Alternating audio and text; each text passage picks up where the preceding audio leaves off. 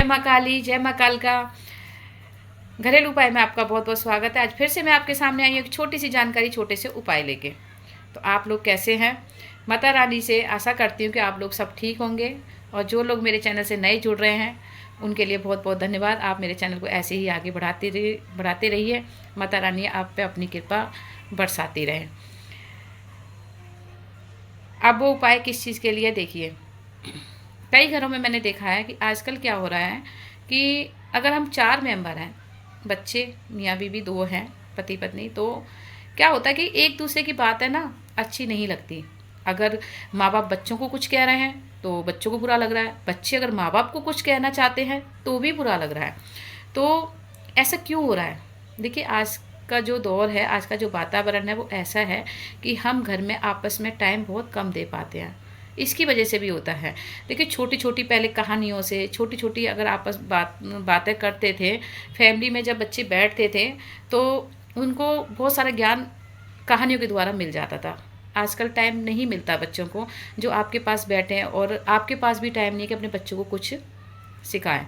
तो जो छोटी छोटी बातें होती है वो आपस में एक दूसरे को बुरा लगना शुरू हो जाता है। उससे क्या होता है, हमारे घर का जो वातावरण होता है, जो घर की स्थितियाँ होती है वो सब खराब होती चली जाती हैं। क्योंकि जब एक दूसरे की कोई बात नहीं मानेगा, सब अपनी मर्जी चलाएंगे, तो घर में तो फिर कलेश होना ही होना है। तो उसके लिए एक छोटा सा उपाय। दूसरा, कई घरों में मैं देख रही हूँ कि अभी नई नई शादियाँ हुई हैं, उसमें भी क्या होता है कि आपस में दोनों जो पति पत्नी होते हैं उनकी नहीं बन रही है। बहुत मुश्किल होती है, एक दूसरे की बातें इतनी बुरी लगने शुरू हो जाती हैं कि अगर पत्नी पति से कुछ कह रही है तो पति को बुरा लग रहा है, पति पत्नी से कुछ कह रहा है तो बुरा लग रहा है। वो ऐसा क्यों होता है?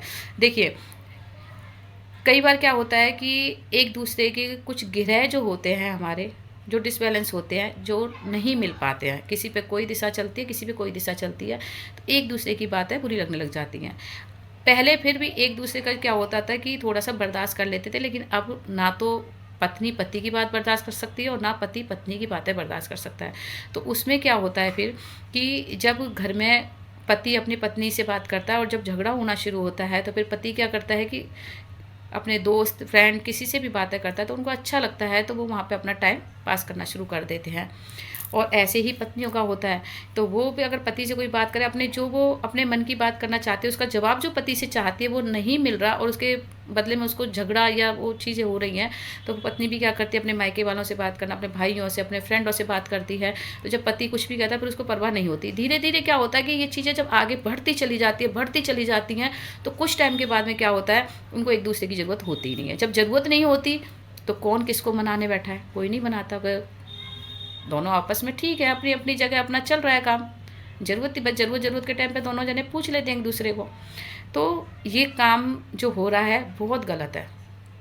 आपस में प्रेम प्यार होना बहुत ज़रूरी है। जब तक आपस में आप दोनों का प्रेम प्यार नहीं है तब तक आप अपनी गृहस्थी को आगे कैसे लेके जाओगे, कैसे बच्चों को वो चीज़ें सिखाओगे? जब घर में कलेश का दौर होता है तो बच्चे भी उसी भाव से घर में रहने लग जाते हैं, क्योंकि घर में जब कलेश का वातावरण होता है तो बच्चे भी वैसे ही अपना व्यवहार करना शुरू कर देते हैं।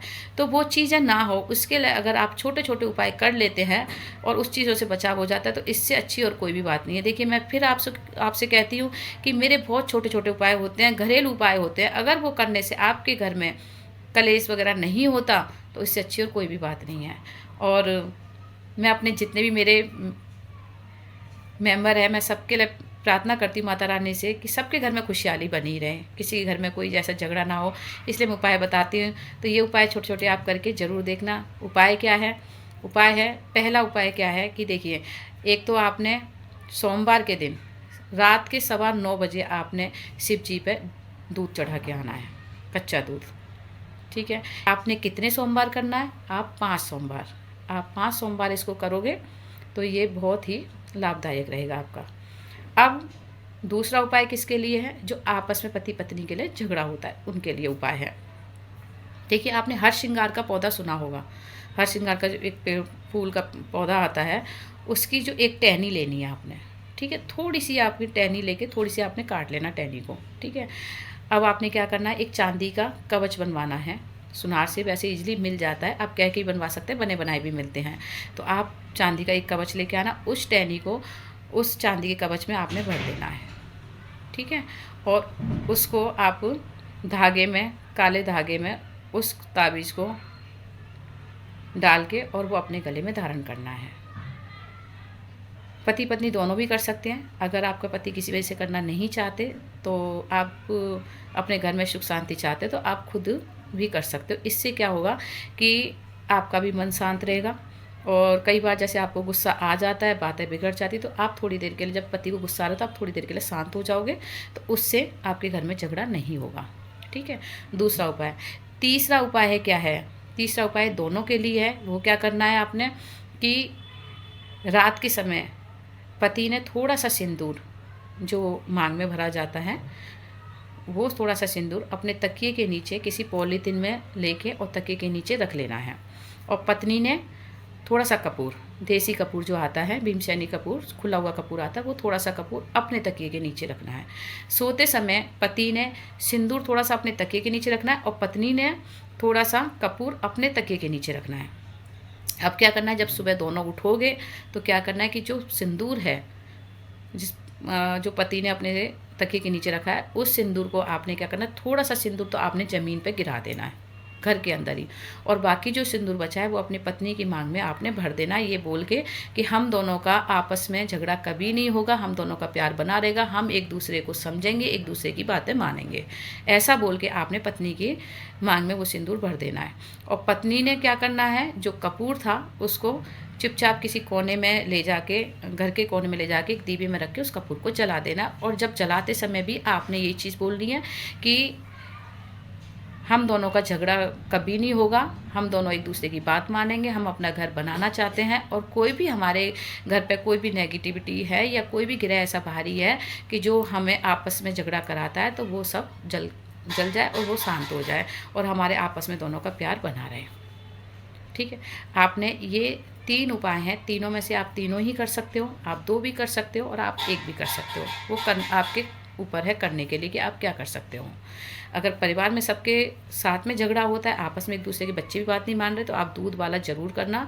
और अगर पति पत्नी में झगड़ा होता है, एक दूसरे की बात समझ में नहीं आती है, तो आप ये सिंदूर वाला काम ज़रूर करना। और अगर पत्नी को गुस्सा आता है, देखिए कमी तो कोई भी अपनी नहीं बताता, लेकिन आज के टाइम पे क्या होता है कि पहले थोड़ा सा बीवियाँ झुक जाती थी, जो आज के टाइम पे नहीं झुकती हैं।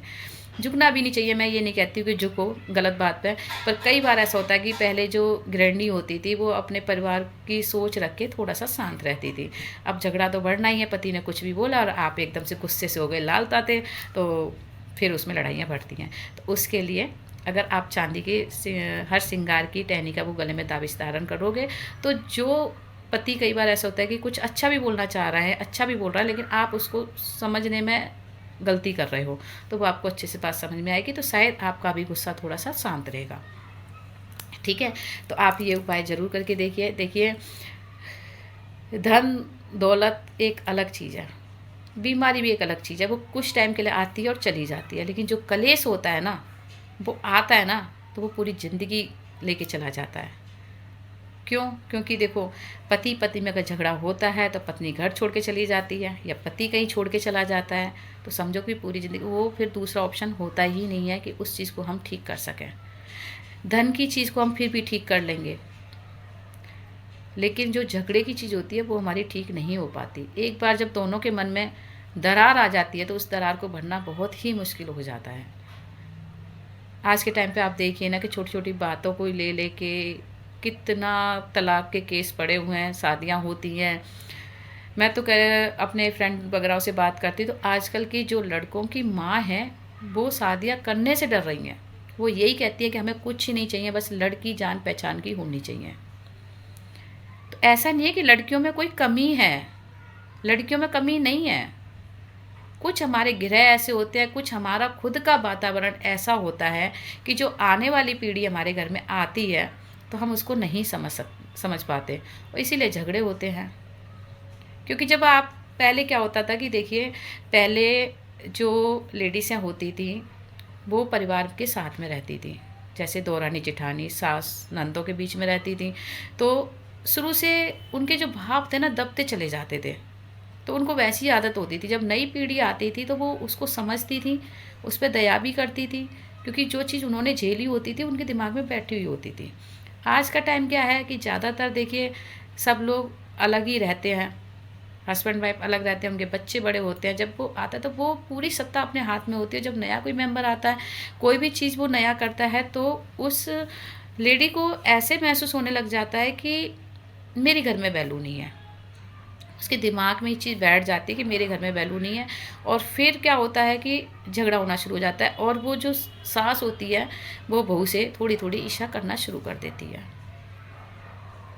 तो थोड़ी सी मैं अपनी बेटियों को भी यही बात समझाना चाहती हूँ कि देखिए, जैसे आपका परिवार, आपका घर में मम्मी पापा थे, वैसे ही आपका ये भी परिवार है, ये भी आपके मम्मी पापा हैं। तो अगर आपने मम्मी की 2 बातें बर्दाश्त करी हैं, पापा की करी है, तो यहाँ भी आप थोड़ी सी मम्मी की भी बात सुना करें। ये ना सोचें कि ये मेरी सास है, मुझे कैसे बोल सकती है, क्योंकि वो भी तुम्हें कुछ सिखाना ही चाहती हैं। अब सीखना ना सीखना आपके ऊपर है। पहले आप बेटी थी, तो बेटी की तरह माँ ने सिखाया, और जब आपने शादी करी तो आप बहू बन गई, तो बहू की तरह आपको सास सिखा रही हैं। तो कुछ थोड़ी सी हमारी सोच के ऊपर होती है। अगर हम थोड़ी सी देर के लिए उस सोच को चेंज कर दें और सोचें कि अगर हमारे बड़े हमसे कुछ कह रहे हैं तो किस लिए कह रहे हैं, हमारे अच्छे के लिए कह रहे हैं या बुरे के लिए कह रहे हैं, थोड़ा सा अगर ठहर के उस चीज़ को सोचें तो देखना आपके घर में कलेश ही बंद हो जाएगा। कईयों के घर में ऐसा होता है, सास बहुओं में ही नहीं बनती, बिल्कुल भी नहीं बनती। वजह क्या है? वजह कुछ नहीं है, ना खाने पीने की कमी है, ना किसी चीज़ की कमी है, लेकिन फिर भी कलेश होता है। क्यों? क्योंकि सास बहू को नहीं समझ पाती, बहू सास को नहीं समझ पाती। तो देखिए, रिश्ते की जो मर्यादा होती है वो तो थोड़ा सा, आप बहू हैं, आप छोटी हो तो छोटे ही रहोगे, आप बड़े नहीं बन सकते, सास से ऊपर नहीं हो सकते।